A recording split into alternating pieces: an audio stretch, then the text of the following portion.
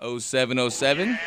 In studio right now, we have our main man, Tim, from an organization called Canna-Hub, which it was formed basically to identify, acquire, and build out solutions for the cannabis real estate market, right? Correct, yes. And it's pretty extraordinary. Talking in pre-production with you, there's a lot of nuances that I want to go over and questions that I have because I've been working in this up-and-coming recreational Prop 64 market here in California, trying to write my pro formas, trying to get everything ready to go as quickly as possible into the market and get our foothold established, right? And there's a lot of things happening in municipalities and counties, statewide, that some are being very forthcoming that, hey, let's do this. Some are waiting to vote on it. Some have said no. There's a lot of things that we have to take into consideration, which I know you're ready to talk about. But before we do that, Tim, you're a pretty straight-laced looking guy, man.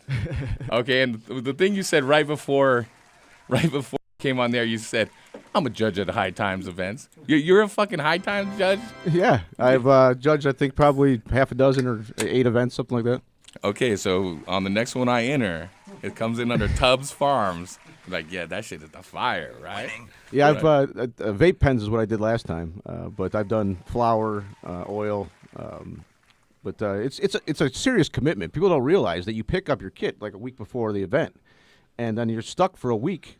Smoking weed? Yeah. All fucking day. Fuck. It's terrible. I think. Did you judge at the 420 Cup in Denver a couple years back? No, I did a Michigan Cup. I did the Clio Cup, I think. I've done a couple San Bernardino Cups. I don't remember. They're all kind of fuzzy. Yeah, but yeah, it's a 5-day commitment, man. To get through 50 strains and to do it, to be serious about it, and actually give each strain its chance. It's a full-time job, and you got to take basically a week off work and lock yourself up in an Airbnb. Well, Horty and I have taken the last 25 years off work. Fuck yeah. Actually, we made weed our work so we can just smoke weed all the time, which it seems that you're doing now. But tell me a little bit about your background, how cannabis has played into it. Were you a young grower? Were you just someone that liked cannabis and cannabis products as a young man, or did you come to it later in life? Tell me about your history with cannabis. Well, I'm a lifetime advocate for cannabis, obviously. I've been in the business about 6 years, but I was heavily involved early on in Illinois in writing that law. I founded, it was a CEO of the largest operations in Illinois, and I've designed or built facilities all over the world and all over the country.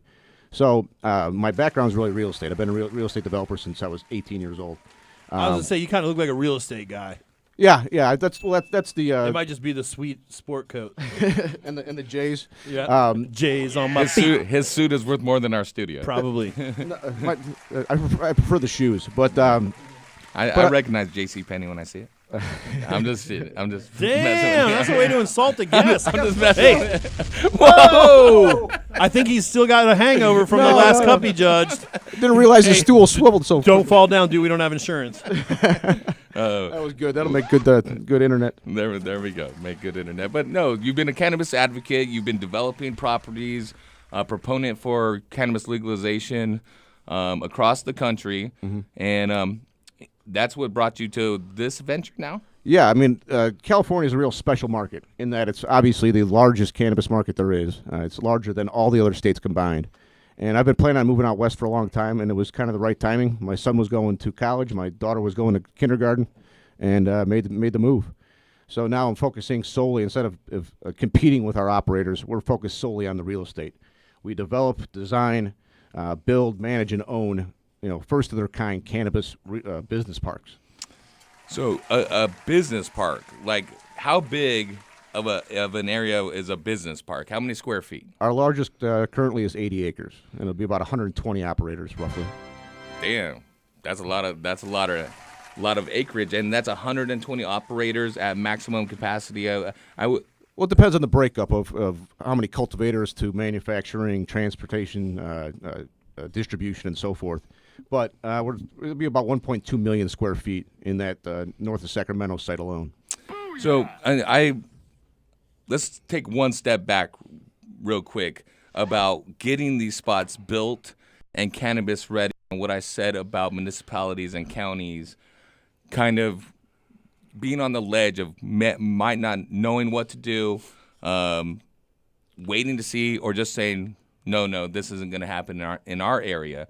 What is Canna-Hub, or what are you doing, or what have you done with these areas you're building these to ensure that these are going to be sound investments for people that sign up with you? It's a good question. Essentially, the short way to say it is we cut through all the red tape already. We've already entitled and rezoned and got ordinances passed to rezone these properties. So not only does it include, our zoning include every license type except for outdoor grow and dispensaries, including volatile solvents, but we also have the synergy of having all those license types in one park, where your processor or your manufacturer or your transport company's probably going to be across the street from you. Which is convenient. Oh, absolutely, especially with third-party testing. Instead of sending every batch off 50 or 100 miles and paying for that or having that cost, you're going to have your a couple labs in the park that you can choose from. So the synergies, and then the biggest difference between us and quote-unquote competition is the overhead cost. I mean, most of these cities or counties, you have to look close because the devil's in the details. It's not just about how much per square foot, but are they charging a percentage of gross revenues? Yeah. And I think almost every city, or 99 out of 100, are charging a percentage of your gross revenues as part of your permitting fee. With us, it's $3.50 a square foot a year or less, and no percentage of gross revenues. So large operators can save millions of dollars a year by locating one of our parks, and then you have all the benefits of being in a Canna-Hub park. So at that rate, am I just paying for the building and the space, or you actually have obtained the licenses from the local authorities as well as the state, or is it one or the other? Exactly what is included in my space if I went to Canna-Hub and signed with you guys? So what we provide to you is either we can provide a vanilla box, or we can do as much design and build out as you want. We try not to steer guys in any certain direction as far as their process flow and things like that, because we want them to own that. But we can deliver the space vanilla box or completely built out with lights hanging. So that'll affect obviously your lease price. But again, the huge advantage is instead of paying 5% of your gross revenues to the city or to the county, plus $7 to $22 a square foot a year just for your permit. That's before you pay rent. Yeah. With us, you're just paying that flat rate of $3.50 a square foot a year or less, and that's it. So you don't have to worry about, first off, them coming in and measuring your canopy constantly and bringing in pests. We've cut through all of that red tape, all that entitlement and ordinances for the operators, and we've negotiated really good deals with progressive communities that want the economic impact that we're going to bring.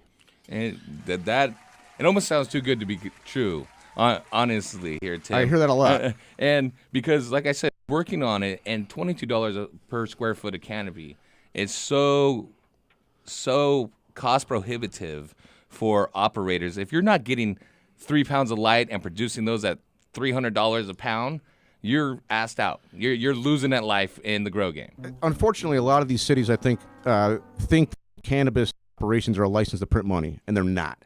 Not anymore. They used to be. Yeah. When you're growing in your garage or in your basement or whatever, without any compliance. No, that's fine. I fully support home grows. I want to go on the record saying that like I did the last time. But once you move into a regulated environment, and California's escaped that since 1996, but now next year it's the real deal, and only the most sophisticated guys and the guys that are ready for this change and can pass third-party testing and have the money for compliance and security and all those things, those are the guys that can grab market share, while the other guys are kind of fumbling around. Let's talk about the brass tacks, the money that it's going to take to get into, if I want a maximum recreational canopy space before 2023, which from my understanding, and I don't have the legal mind or the expertise on it that I know your group does, but it's about 22,000 square feet of flowering canopy. Is that right? Well, that's the biggest license you can get. That's the biggest license, but you may be able to obtain several licenses. Correct. There's still some gray area as far as that's concerned. Initially, we thought there was going to be kind of limit the crossover and how many licenses you can have, but it looks like they're not going to limit it. Like if you set up several shell companies or several different Well, if you have investment groups, you can do several different licenses. Or if you had several partners, you could put licenses in each partner's name, right? Correct. And have them on the same property. But as an individual, I come to you and I say, Tim, Canna-Hub is a solution for what I want to do. I want to break into the legal cannabis market, the recreational cannabis market, 22,000 square feet. What type of backing do I have to come with as far as financial? Is it going to be years worth of operating costs plus to get into the game? Is it going to be 2 or 3 years, a 5-year? What is it? Well, I hate to be too blunt, but hopefully those guys have been able to model that out themselves. Hopefully they're sophisticated enough that they could model out what their pro forma is going to look like for the next 2 or 3 years. But not everybody has that skill. But you have to just plan on burning money for the first 18 months. Yeah. I mean, you guys know that to propagate a large commercial space of that big, 22,000 square foot of canopy is going to take time. To pick your phenotypes and just to get it up and running, you're probably going to be close to a year before you have your first real harvest. So they have to plan on having the money, first of all, for marketing, because it's going to be a knife fight for marketing. And, we can deliver them a completely ready to move in space, but they're going to need a lot of money to burn on marketing and for operations for the first year and a half. And not to be devil's advocate on this, but I could see problems arising from having commercial grows or recreational grows in such a close proximity. Is you have breeders next to guys that are selling flower. We have pollen going across or transferring potentially. I got the solution to that. Mites, mold, these type of things. And I know you do, Horty, but are you guys taking responsibility for that, or is it going to be up to the occupants?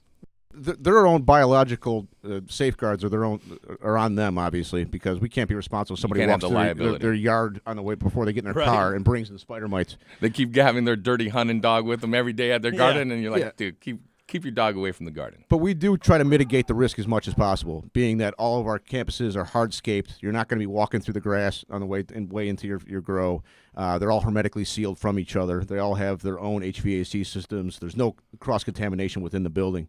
So as long as they're really diligent about making sure guys, go through the foot baths and go through the air showers and do those things, there's never a foolproof solution. I mean, that pollen will stick to anything, and it can go through HEPA filters. So, not mine.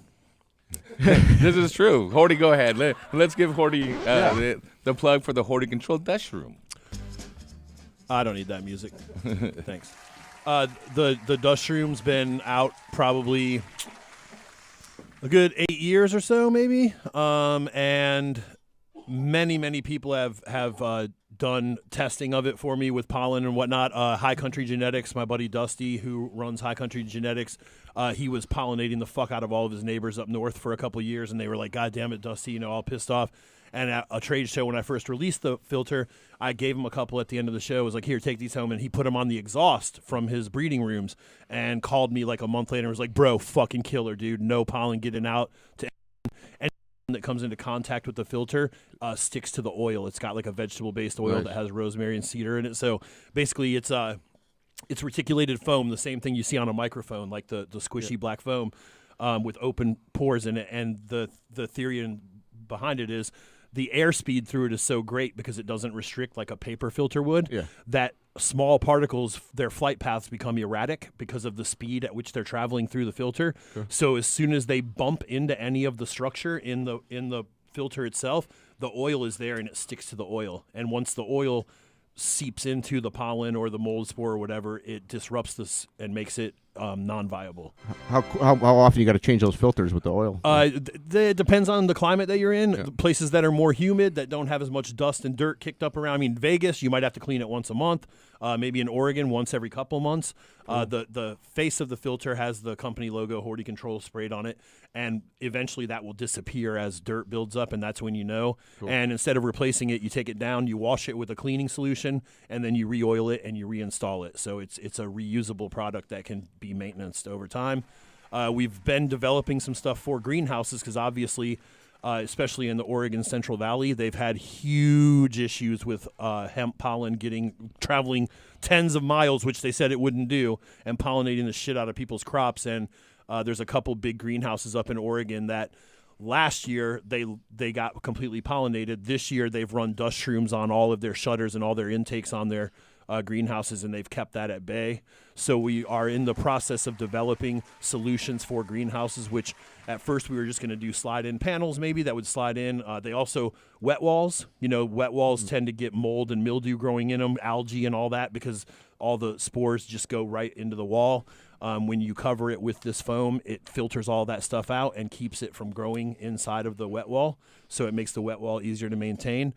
We've looked into just making panel filters, but I think what we've pretty much come to is there'll be sheet metal adapters that go on your shutters or over your wet walls that have adapters to put the filters on, so that you can have multiple filters and you can just switch them out easier. Oh, it sounds like this might be a match made in heaven, Tim. We're right in the middle of engineering our HVAC. And I only take a small finder's fee. Oh, and I have a patent on the use of reticulated foam as a filtration device for agriculture. So don't try to copy it. And nice. Yeah. We know one company that may have tried. Hey, and I got about allegedly. 14 years left on that patent, and I'm looking if anybody's interested in buying it. Relatively new patents. That's right. Oh, good. I'll broker it for you, Horty. Just sit back. I got this for you, Doc. Small fee. No, I'll take a look at it for sure. Absolutely. No, but true that, having the right mechanisms in place to make sure that these cross contaminations don't happen with breeders in such a close proximity is going to be very, very important. And I also think about other things like security, right? This is going to be a target potentially when you have this concentration of high-valued product, high-valued crop, extracts, whatever it be, equipment in one centrally located area. Is security part of the package as well, or is that on the operator? We provide site security, so perimeter security and access to the site is controlled by us. So nobody allowed that's not supposed to be there. It's not an employee. You're not making a legit delivery. Everybody goes through the security gates. Everybody gets vetted out. But their internal security, like their biosecurity, is on them. What happens inside their grows is on them. But you secure the park. We secure the park, right. Correct. Nobody's going to get into the park that's not supposed to be there. So you have that double layer security. You have our perimeter security plus their internal security, and we have direct. I mean, we're literally 3 minutes from the police station in both cases. So anybody that was trying to do a smash and grab or something would just end up in jail. Nice. And I talked about the larger facility. I wonder, are you guys aiming to have fewer large-scale clients, or are the cottage growers that may want to get into it, are there opportunities for them to have a spot at Canna-Hub? Well, our minimum square foot size right now is 5,000 square feet. Yeah, that's I think 5,000 or below is considered cottage. Yeah. I think that most of the growers will end up being in because you got to remember that's the license is based on your flower space. Yeah. So, if you're basically going to need to double up your space. Yeah, 25 for veg, office space, processing space, vault, all that, exactly. all those extra things. Are those built out by you as well? They can be, or they can be. Again, the vanilla box, or we can do it all for you. So you might just turnkey or just empty canvas, or anything in between. I mean, it's really up to them. If they want to provide their own lights, or they can choose their lights, whether it's Gavita or EPAPs, whatever. We'd love to see some guys do LED. But we're not going to force them into that. I'm still waiting for that switch to flip. It's getting close. Is it? Yeah. We've since we started the show, at every trade show, everywhere we've gone, people with LEDs. I've told them, hey, we do the Heavy Tea Grow Show. You give us a light to test. I'll give it back to you. I'll even pay you a deposit on the light if you don't think I'm going to get. I don't want your light. We're trying to double our operation. I'm not trying to with 2 steal lights. a fucking light. Yeah. And I was like, you give me a light, I'll run it. If it works, I'll be more than happy to tell everybody that it fucking works. If not, I won't beat you up too bad about it, but I'll just say that I don't think the technology's there yet. Nobody ever stepped up to the plate. Eventually, Black Dog LED stepped up, gave Dr. Duff a couple lights. Then it ended up he had issues with them, diodes burning out, this and that and the other, wasn't getting repaired on time. He got kind of disgruntled. He destroyed it on the air. Then we met Steven from Horticultural Lighting Group. He gave me a Cree-type LED that he had come up with, and I used it, and it was watt per watt. It was just about as good as 1,000 watt right there on, and I was just doing it in a tent. It was like an experiment. It wasn't in a real sealed climate controlled room. And now he's come out with an even better light that he's actually testing. And it's the LEDs are the future. I just don't think that they're quite there yet, but they will be soon. Yeah, no, I agree wholeheartedly. It is definitely the future. It's just getting those guys to make that, because it's a big upfront capital cost. Absolutely. So to make that decision and then regret it is everybody's scared to make that call. So I'm waiting for it to happen because it's going to save us a lot of power infrastructure. So whose brainchild is this? Is this your concept? And the fine gentlemen that are here with you tonight, are they some of your friends or investors, or did someone come to you with this concept and you made this happen? How did this come about? For good or bad, it was my idea. It's worked out pretty well so far. Most of my assumptions have played out pretty well. But no, I'm surrounded by a team. I obviously am not. I got the You were sitting attention on span your of a throne gnat. one morning reading the New York Times, and you're like, ding, ding, ding. Reading Entrepreneur magazine. No, I mean it's just kind of obvious to me. I mean, I've like I said, I've been developing real estate a long time. I've been in cannabis operations a long time. It was just a natural fit for me to move over to just developing real estate in cannabis. We're here. I just saw your full name, and I forgot it from last time. Tim McGraw. How's Faith doing? Pretty good. I'm sure you hear that all the time. No, I never heard of it before. Yeah. Not once. Damn, you're so fucking. I'm original. Hey, we're here with Tim, though. If you want to follow along with us, go on over to Canna-Hub.com to check out all of what's going on. How many of these spaces are still available? Well, we just probably next week are going to start doing pre-leasing and signing LOIs with guys. So now's the time. We're getting about 4 to 8 calls a day right now from operators. So a big part of it right now is just sifting through operators and kind of choosing the best in breed. And, I don't know how you want to look at it, but fortunately or not, we want the more sophisticated guys that we know are going to be able to weather the storm and be successful. Yeah. Right, you want good tenants. You Yeah. don't care if they have $1 million in liquidity and they're going to set it up because their buddy had a fucking grow light in his garage and now they're going to go big because they got their uncle who's rich to give them money. And then what's going to happen as the landlord? 3 months later, they're fucking out of money. They're rolling. Now you got to find someone else to take their place. So you want good quality tenants from the get-go. Well, so that Tim, it's less of a hassle. give us an idea of what a potential tenant may have to come with, what you're expecting for them to come with. Professional bio, background check. What is the list that is going to make someone a First and 4-star last tenant? and security deposit. We just actually had a meeting with a good operator today. Some huge pile. I'll just say that some checks, some boxes that need to be checked are your finances. Whether you filed taxes or not over the last few years is important. What level of compliance you're ready for. If you've been already doing third-party testing and making sure everything's already clean before it goes out, that's a big win for you. So as many of the regulated boxes that you can check that are happening in other states with seed-to-sale tracking and third-party testing, the more prepared you are for that, the better you're going to look to us. So, and then obviously, like I said before, being able to model out or at least show us what your business plan is. If you can't put together a business plan and can't put together a pro forma, you're not going to be able to raise the money you need to do it anyway. So, So grow weed, get money, and fuck bitches is probably not a good thing to put on the app, guys. no, it might take a second look at it, but Attended every High Times Cup for the last 4 years. yeah, I follow Jungle Boys on Instagram. I'm the best grower ever. I'm a master grower. I'm 19 years old. I've been doing this for like 3 years, bro. 2015 Slab Dab champion. Yeah, that's right. Longest dreadlocks in San Bernardino.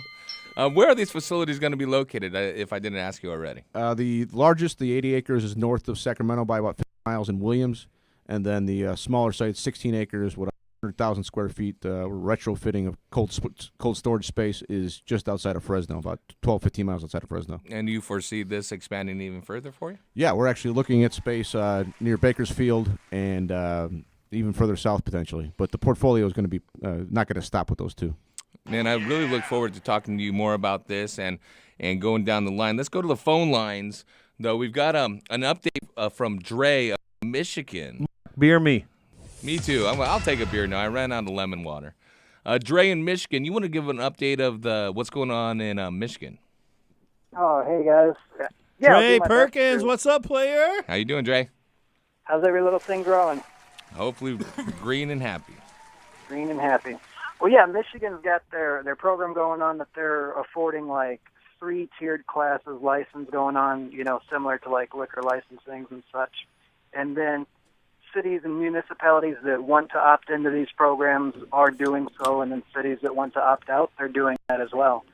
But I don't know what the Class A license is, but the Class B and the Class C licenses are 1,000 plant counts and 1,500 plant counts respectively.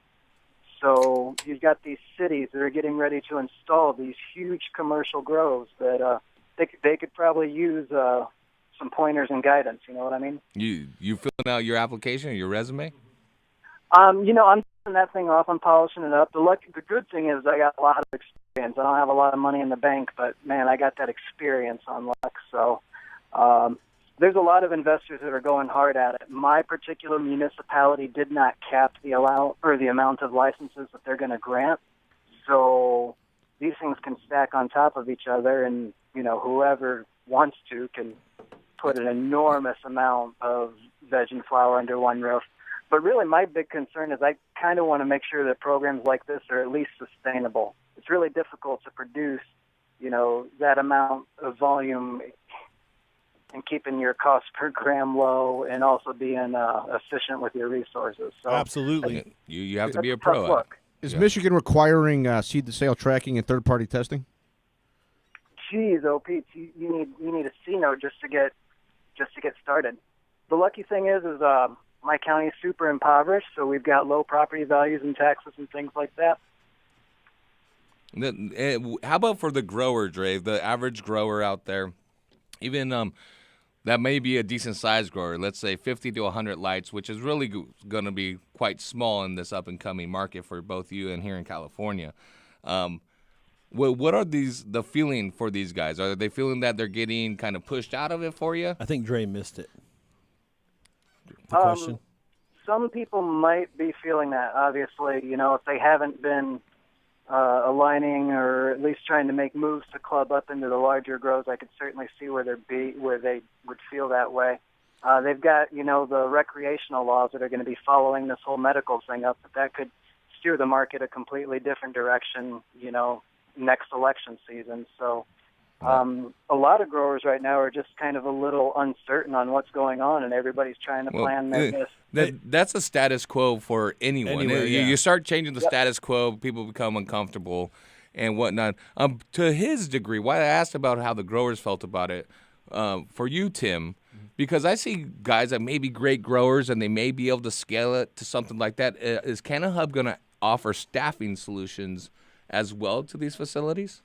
Potentially. There's a lot of ancillary stuff that we can offer growers and producers, but that's something. We're definitely going to offer some financial services, potentially hydro supply and whatnot. But hey, get on my business. Well, we need to talk. We can move a lot of nutrients for you. Yeah, keep me in the loop. Hey, Dre. Back to Tim's question, which maybe you did a dab before he asked you that one, and you spaced on it. And I can't remember, but I know that my cousin's best friend in Michigan, his wife is like the secretary for the Senate in Michigan, and she gets all the emails between all of the people talking, and may or may not allegedly BCC me on some of them, so I can kind of keep up with what they're talking about. But back to his question, are they going the whole seed to sale tracking, all of that stuff with the third-party testing and everything in Michigan as they do in Colorado and Oregon and Washington and as they've set up for California? Or have they not even gotten that far yet? Because I know that Michigan's been like dragging its feet on it, and it's been kind of like, all over the place. But have they implemented those things being necessary? It feels like that's probably going to be coming down the pipe, but I don't believe they've gotten that far. Yeah, I don't even think they've gotten that far, Tim. That law has really evolved. I mean, it started out just a caregiver type scenario where you could grow up to, I think 72 plants or something with five patients. But that's the kind of the shitty thing about when states come online is the law evolves over time. The rules change. They add recreational. They have two separate parts of the government managing medical and rec. There's lots of growing pains in new markets. The fortunate thing with California is it's such a mature market. As soon as the state kind of wraps their arms around it, it's going to take off like crazy. But there will be some evolution as well as things iron themselves out. How is Canna-Hub prepared to bring solutions to those things? So you say you have the contracts locked in with government officials. You've done all the heavy lifting to make sure that it's affordable, cost per square foot. Everything we talked about sounds great, but there's always the what if. How is Canna-Hub prepared to deal with that? The best way to do that is for growers and everybody to come together and fight for their survival, basically. And what we're going to do here in California is most likely form an association of our operators. So obviously we're stronger together. So and we're all pulling on the rope in the same direction. That's how you have an impact. They don't listen to one guy, one pissed off guy on the phone. You got to get together and find common ground and attack the problem together to protect the industry. It is kind of tragic how a lot of these guys are cutthroat with each other, and they try to cut each other off at the knees rather than bring each other up. Yeah, it's been a problem. It's a problem in the industry for people having so many divergent views. People need to find common ground and work together to protect all of us. Yeah, the industry still evolved from a bunch of drug dealers. This is 100% it true. is what it is. Yep. I mean, it's like fucking, like even the hydro industry, like people are cutthroat. Everybody's copying each other, trying to sell shit 1 penny less than the other guy. Da da da da da. It's like it's a bunch of dope dealers like doing their thing. You know what I mean? I wouldn't expect it to have too many morals to it. Well, Canna-Hub.com. It's super exciting stuff. We're here with Tim, and I would like to say, Dre, thanks so much for giving us an update on Michigan, Yeah, man. Dre. Stay safe. pleasure. Stay safe out there and stay warm. It's getting pretty cold, I'm sure. You got your hoop houses with all your veggies still going? Trying to wrap everything up for the season, man. Maybe restart up around January 1. Awesome, dude. Well, stay safe and have You a must great be holiday. growing iceberg lettuce in January in Oh, Michigan. boom, boom, boom. There you go, dog. He's on fire. Watch out. Hey, if Duff's not here, we got Horty, Hell though. yeah. Horty Mark out there. We got to take these grow calls, Tim, so if you want to chime in with some of your knowledge, man. Sure. This is a smaller grower. I don't think he's going to be sending in his app to you. But we have Glenn in Harbor City. What's going on tonight? Not much. How you guys doing? Pretty good, man. Oh, and shout out to Dre. I'm sending him a swag pack of a bunch of great stuff for the garden from Vermicrop all out there to Michigan. I know he does a lot of things with schools and stuff. Hopefully he can put it to good use either in his garden or donate it to someone. Okay, Glenn, you're on the air, brother. What's going on tonight? Not much. I'm looking to do like something to sustain my own supply with 2-3 plants inside the room. You're allowed 6, man. Let's do 6. What's that? You're allowed 6. Let's grow 6. Yeah. There you go. Just something, small in the room, like contained without hardly any smell possible. Okay, well. Well, let's start with the basics. Here you go. This is like if you're just trying to grow for yourself, right? Right. How much space do you have that you can actually allot to this project? I don't know, maybe 100 square feet. So a 10 by 10 area, Yeah. basically. Like say you have a room. Well, it's not a room. It's more like a walk-in closet. That's a big ass walk-in closet. Damn, dog. Damn. He's got all this space after she left him. Right? Yeah. Now the closet's empty, right? Because there's not a bunch of shit you haven't worn since fucking 7th grade hanging in And now there. on his application it says, grow weed, get money, fuck bitches. Bitches, that's right. If you have a 10 by 10, is it? Do you own the property? Is it a rental? Is it a condo? Is it? It's a condo. It's a condo. Do you own it? Yeah. Okay, so you theoretically could say, depending on the homeowners association, like, is there ability to install like an air conditioning unit into that area? No. Like, so you couldn't do do you have like a back patio that's like fenced in your condo? I have a patio, but definitely not fenced in. It's facing like a park. So like people can just walk right up to your back door? No, I'm on the 3rd floor. Okay. But you have like a patio out there that like you can like slide the door open and go sit out on the patio? Exactly. How far away from the room that you want to grow in is that patio? It's right next to, right at the end of the patio is my bedroom window. Okay, what I'm thinking that you may possibly be able to do is get yourself a small mini split system that you can place the outside air handler unit on the patio. Okay? And then plumb it to the air handler that goes inside the area, like the 10 by 10 closet. Of course, in the closet, you're going to want to knock out all the shelving, all the fucking coat hanger rods, all that. Just clean the whole thing out, pull out any carpet, just make it a shell. But if you can install a mini split unit on the porch that you can snake the lines into that closet and run an air conditioner in that area, then you can create a sealed room where you don't have to exhaust any air and you can control the climate. Now, you also need a dehumidifier to pull out the excess humidity from all the plants that are in vegetation in there.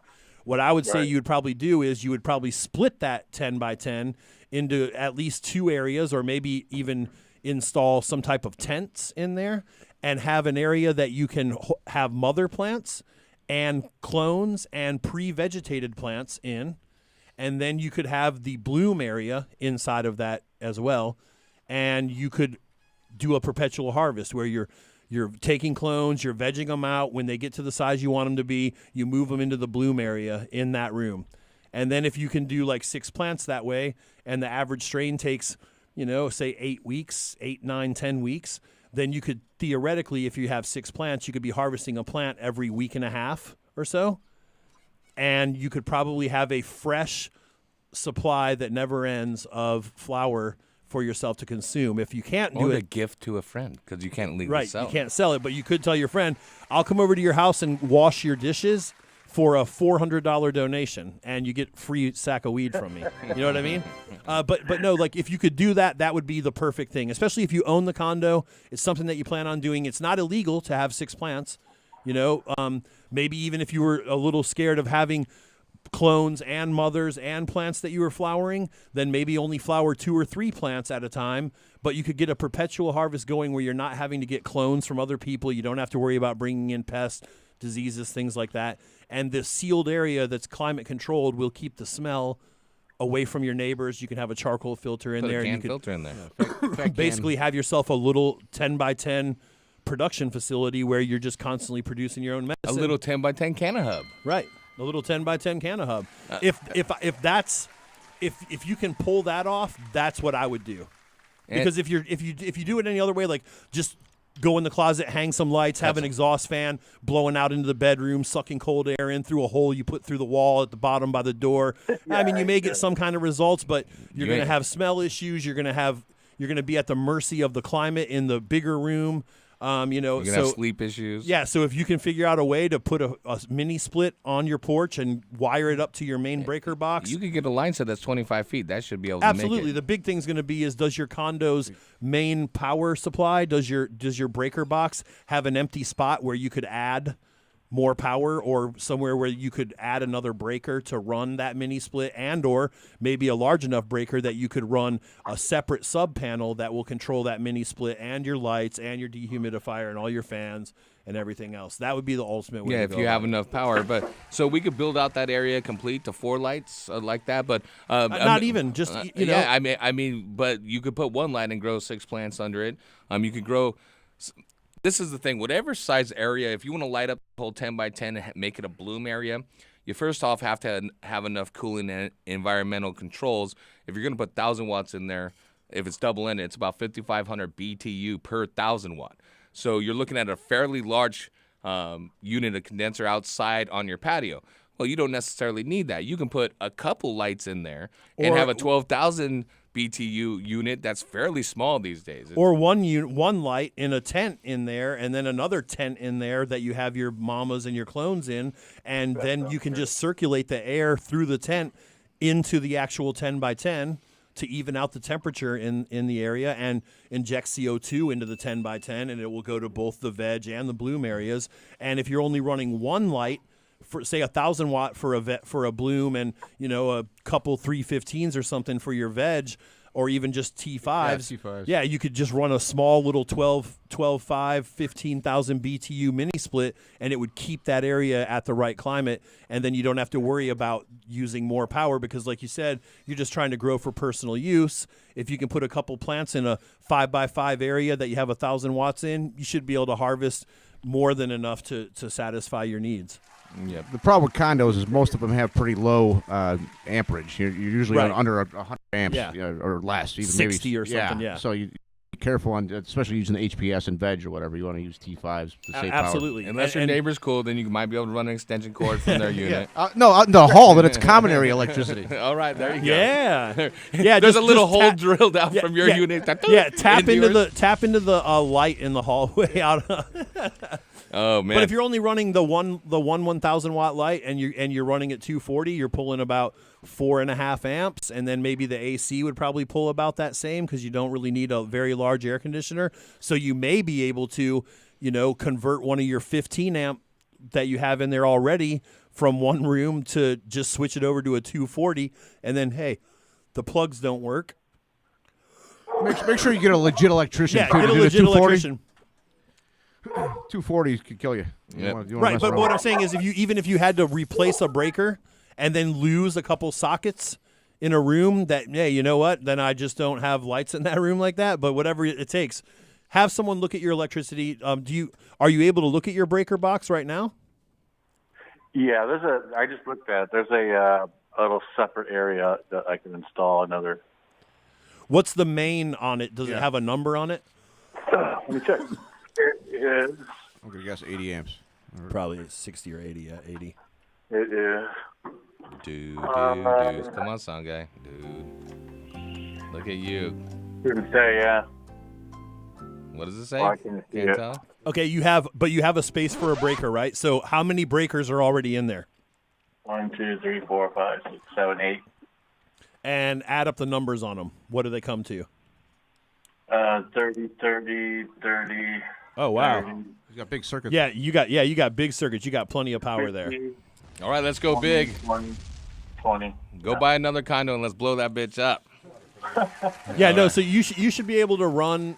You probably, in that spare space that you have, considering that you have all those 30s, I mean, maybe he has a 100-amp panel or more. It sounds like he 200 amp. does. I mean, he's got the many 30s. He's Yeah. doing all right. But yeah, you should, if you have a bare spot there to add another breaker, you should easily be able to add a 15 to 20 amp 240 on that and run it to a separate power distribution that'll run your AC, your lights, and everything, and then it won't, you might not be able to, like, turn on all your lights and TV and oven and your fucking washer and dryer while the lights are on, but hey, Don't run your electric oven at the same time. Right.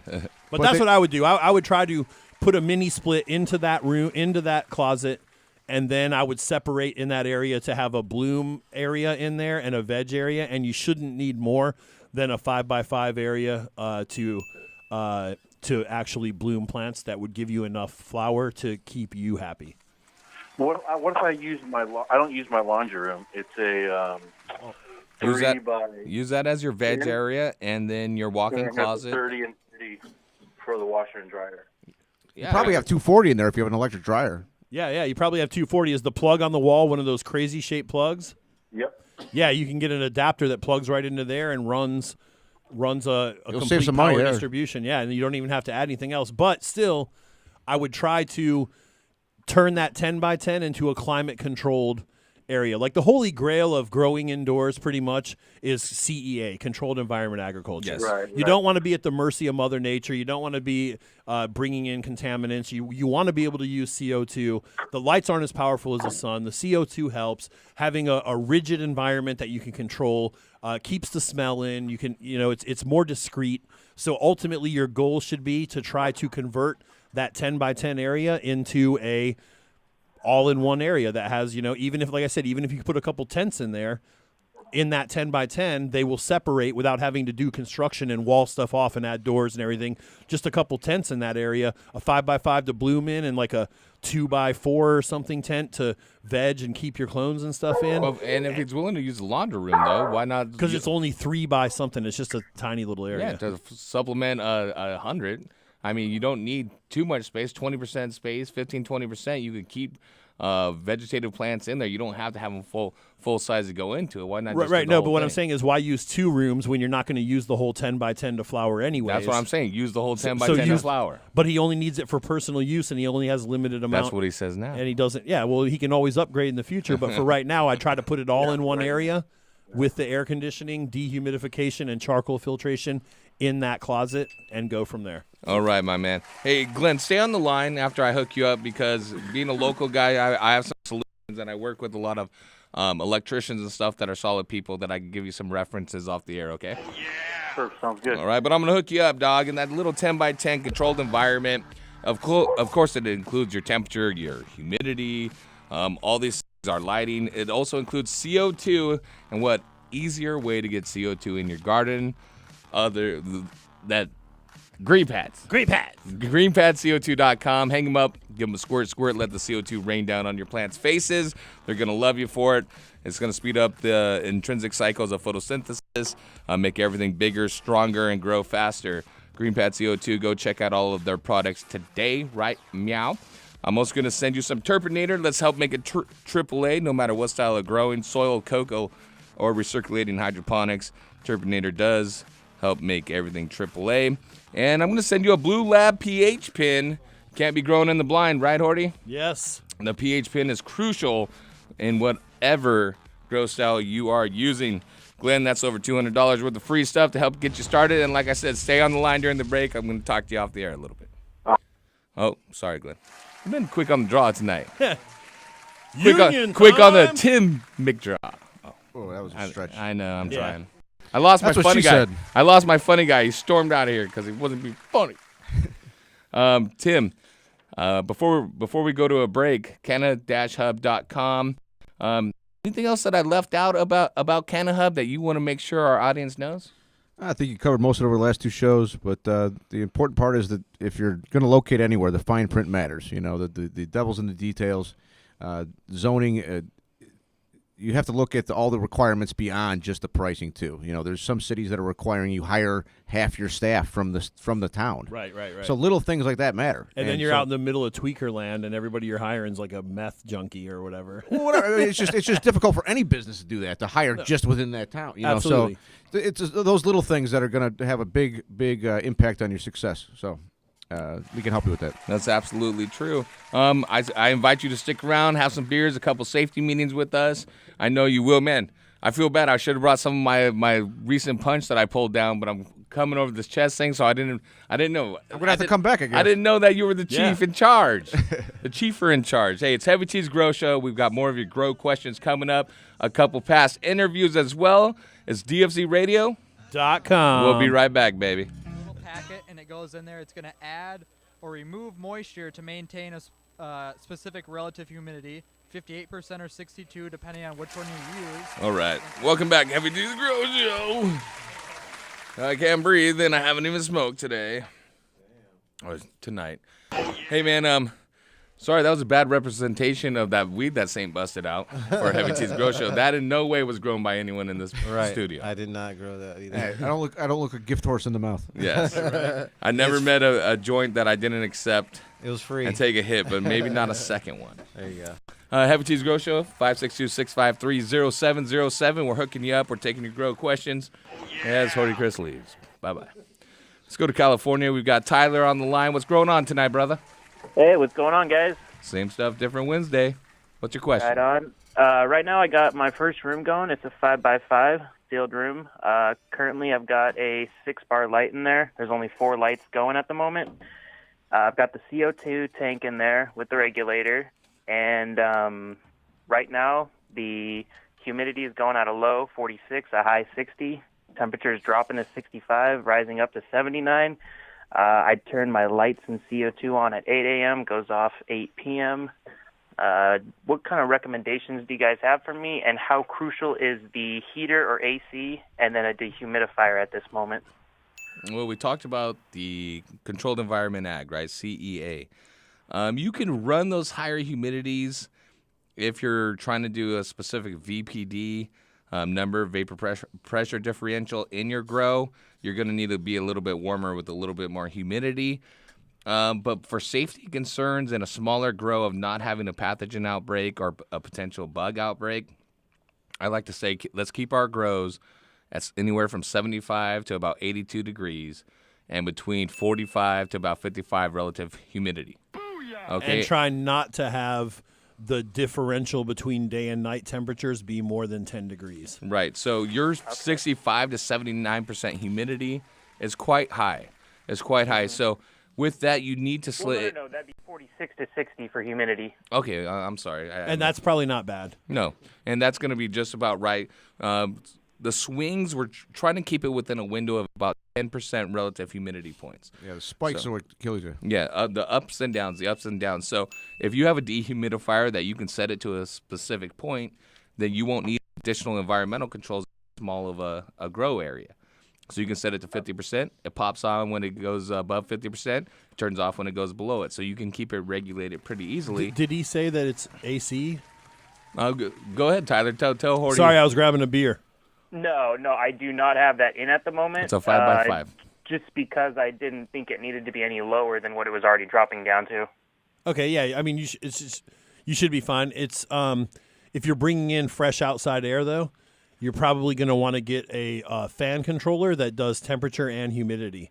So you can set it, and so when your fan only comes on when the temperature exceeds the threshold or the humidity exceeds the threshold. Because at its current state, the room is sealed, and then it's the air that's in there. There's a fan that's getting air circulating, and then there is the CO2 that's given. So off the CO2, how is the obviously. room sealed and you're keeping the temperature where it is? It's sealed. It's He said he had a 6-bar light, but only 4 are built on. in a garage. It's built by the conventional means of, a home, drywall, Okay. and then insulation. But okay, let's go back to your light. What wattage is the complete unit? Ooh, I am not familiar. Is I'm it not sure. is it a T5? Is that why you only have so many bars, or is it an LED? Yeah, it's T5.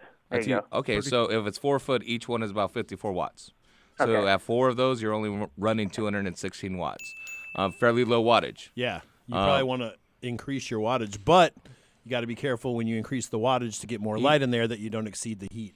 And so there's a fine line between that. If you're growing under T5, I love them for veg. You can get them close. You get that close internodal spacing. The plants acclimate to it fairly quickly. They start growing, and then you can turn off certain bulbs if they're during veg. If they're growing up, you could turn them back down to kind of keep them stagnant and keep the plants where they're at before you move them into a bloom area so they don't overgrow your veg area.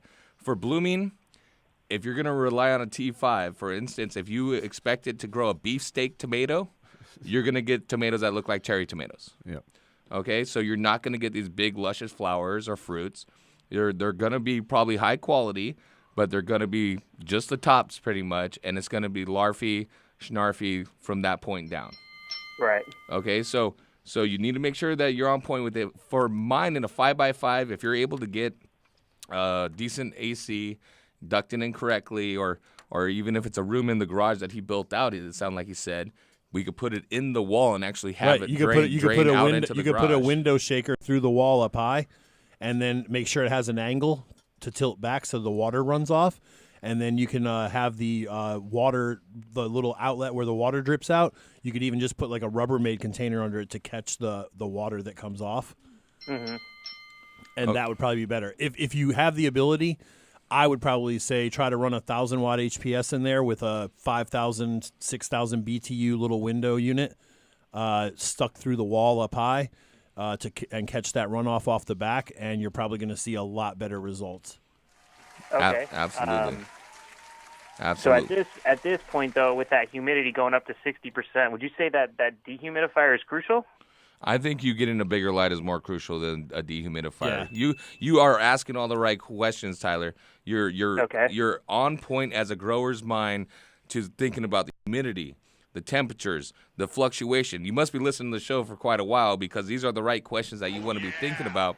But back to the light, we want to be able to grow the best possible, but also the largest size flowers in the small area. We're only going to be lighting up the small area. You need to get a bigger light. Now, if maybe you can't get 1,000 watt or whatnot, a 400 watt high pressure sodium would be better than that. A 630 ceramic metal halide would be better than that. You know what would be awesome in that area is that 550 horticultural HLG. lighting group. And you could get those on with a discount code for about $900 right now at horticulturelightinggroup.com. But if you're on a budget and $900 for just a HLG light versus $400 for a 1,000 watt HPS and another couple $100 for a window unit, I would go that route. Yeah, you're going to get the yields that are going Yeah. to pay for it anyway. Yeah, you're going to get the yields. I would not say 60% humidity. It means that you should have a dehumidifier before you should have better lighting. Okay, so the light will be the most important thing at this That's point. your son, brother. Right, but also keep in For mind, sure. if you add a 1,000 watt light in there and the temperature goes up to 90, then you're effed. then it's not going to end up better. So you need that AC That as well, but the AC is a de facto dehumidifier as well. Right, the AC also is a dehumidifier, and if you size everything correctly, you may be able to get away without adding an additional dehumidifier. Usually, though, in a sealed room, you're going to end up with another dehumidifier. In a space that small, though, you could even get like the smallest one they sell at Sears or somewhere and hang it up in the corner You somewhere. can get away with one of those. Yeah, get away with something small like that. I mean, you won't need that many pints a day out of a 5x5, but I would seriously consider going on Amazon or to your local home. Like, it's the end of the season right now, right? So a lot of places have ACs on clearance.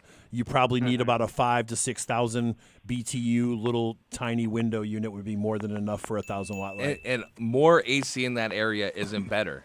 You can overdo it, and it actually works against itself. It makes it clammy. If you over air condition, the air conditioner will short cycle, meaning it'll turn on to cool, and then it'll turn off quickly because it's very powerful. And then it'll turn on again, turn off, turn on, turn off. So you're getting the short cycling of the AC. And if you oversize your air conditioner, what you'll end up with is a cold, clammy, like moist room. Does that make sense? What's my lowest but also safe temperature? It really depends. Genetics play a huge part in that. And actually, if you're running CO2 in a sealed area, I find at least that if you can run a little bit warmer, like 80, 82, the CO2 helps improve the plant process and kind of speeds it up a little bit. So I wouldn't run in a room at 69 degrees. It's a little cooler. The plants aren't really probably working as hard. But if you have CO2 in a room, you can run a little bit warmer temps.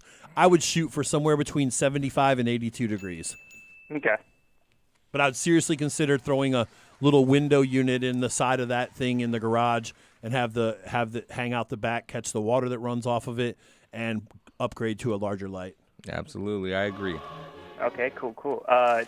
Now, two separate questions. One of them is I haven't used any sprays or any anti-pesticide or anything like that on the room itself. So am I already past the point of when I need to do that, or can I still do that now? You can still do preventative maintenance. You can spray, Azamax, neem derivatives, green cleaners, things like that. All the new products from GH can be used almost. Yeah, they got all the new ones out harvest. from GH. An ounce of prevention's worth a pound of cure. It's a nonstop thing of IPM. Integrated Pest Management is a continuous application. You don't stop doing it thinking that you're safe.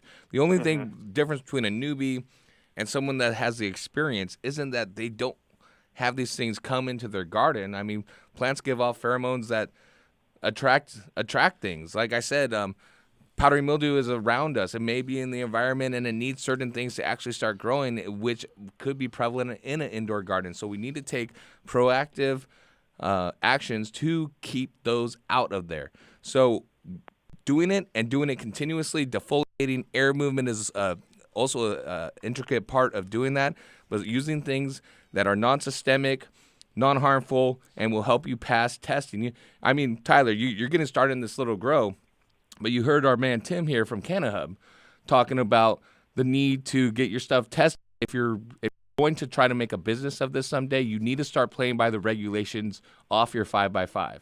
If someday you want to have a 50,000 square foot facility and be the lead grower or have equity in it, you need to start playing by the rules and know how to integrate your garden and your gardening set of skills into that business format. If you really want to make this a career, if it's just a hobby, you also want to practice best grow practices, which also include those. Yeah, you want clean medicine at the end. Absolutely. And remember,